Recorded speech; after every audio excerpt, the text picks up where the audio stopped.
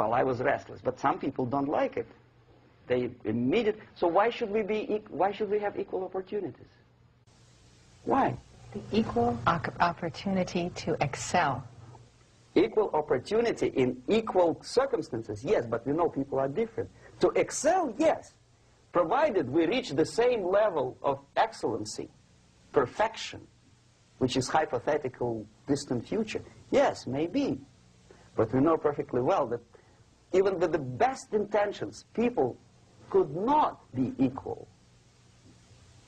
Why should we have equality in the, say, legal system?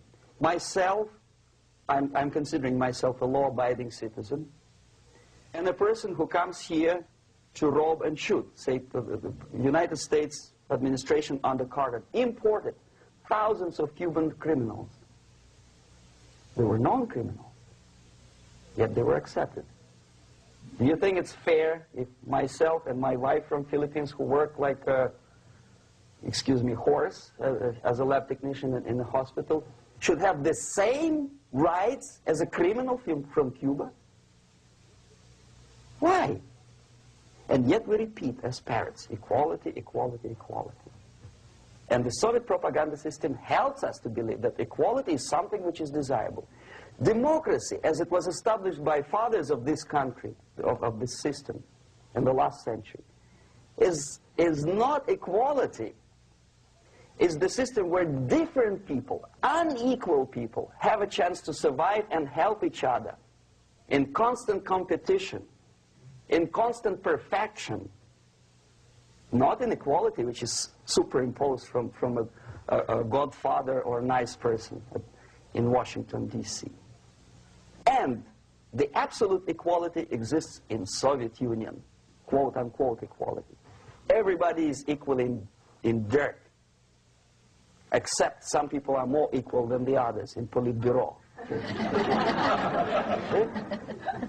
So, the moment you bring a country to the point of almost total demoralization, when nothing works anymore, when you are not sure whether it is right or wrong, good and bad, but there's no division between evil and good, when even the leaders of church sometimes say, well, violence for the sake of justice, especially social justice, is justified in countries like Nicaragua, El Salvador, well, maybe Rhodesia, and we listen to them and say, yeah, probably it's true. Is it true? No, it is not true. Violence is not justified, especially for the sake of quote-unquote social justice introduced by Marxist-Leninists, that is my former colleagues from Novosti Press Agency. Okay, so we reached that point. The next step is destabilization.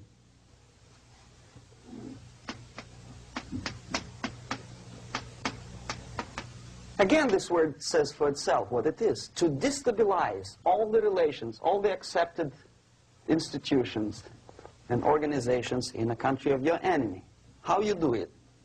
You don't have to send a battalion of KGB agents to blow up bridges. No. You let them do it themselves. The area of application is, again, it's narrower now. Not like the previous case.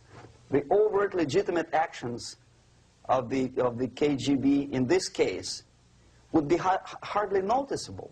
There is no crime if a professor who recently went to USSR introduces a course of Marxism-Leninism in a Californian college, for example. Nobody is going to come to his doorstep and say, okay, mister, come, you are under arrest. No, it's not a crime. It's not even considered a moral crime against your country. So the area of application here is narrowing down to economy, again, labor relations, right? To law and order, plus military. And economy, law and order. Yes, and again, the media, but wider scope, little bit different. I'll explain it later. Okay, basically 3 areas. Economy. The radicalization of bargaining process. If on that stage we still could achieve, theoretically, some positive compromise between the negotiating sides with say, the arbitrary introduction of arbitrary judges, third side, objectively judging the demands of both sides. Here it's radicalization. On the stage of destabilization, we cannot come to compromise even within a family. The husband and wife couldn't figure out which is better. Husband wants his kids to eat at the table, and wife wants a child to roam around the room and drop food all over the floor. They cannot come to compromise unless they start a fight. It's impossible to reach a compromise, constructive compromise, between neighbors. Some people say, I don't like you to watering your lawn at that time because exactly at that time I'm walking my dog and he's getting nervous and he cannot pass his bowels, you know. So they cannot compromise. They go to a civil court or something like that. Radicalization of human relations. No more compromise. Fight, fight, fight. The normal, traditionally accepted relations are destabilized. The relations between teachers and students in schools and colleges. Fight. The relations in economical sphere between laborers and employers are further radicalized. No more acceptance of the legitimacy of demands of workers. Unlike Japanese, with the theory Z, if you ever heard about it, where the workers are involved in the decision-making process, therefore they don't have moral incentive to fight their bosses. In the United States, it's just the opposite. The harder is the fight, the better. The more heroic they look. When the Greyhound network was on strike recently, the correspondents of local TV networks all over the United States were approaching the strikers, and they say, oh yes, we are doing something nice. They look like heroes and they were proud. There was some family, the husband was a bus driver. Now they decided in a protest against the bosses to camp somewhere in the forest.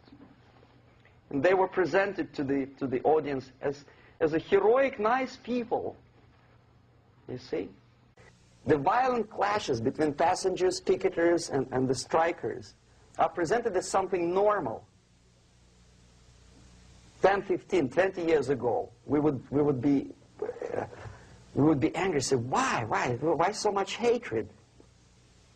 Today we are not. We say, well, commonplace. Radicalization, militarization sometimes. As I explained on that stage, I took a step a little bit further. Shooting people.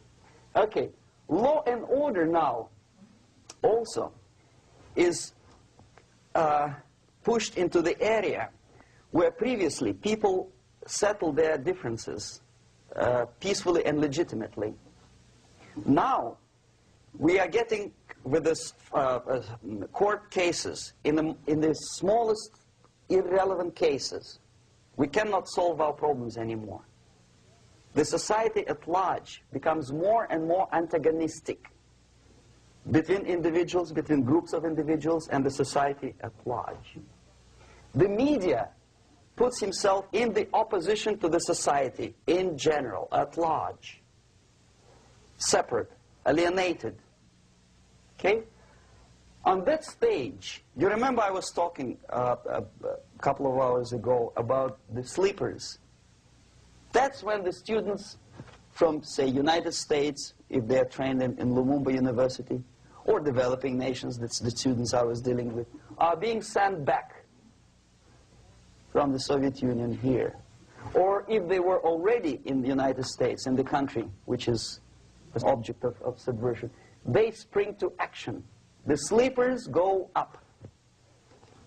They slept for 15 to 20 years. Now they become leaders of groups, preachers, I don't know, public figures. Prominently they actively include themselves in a political process. All of a sudden we see a homosexual. 15 years ago he did his dirty job and nobody cared. Now he makes it a political issue.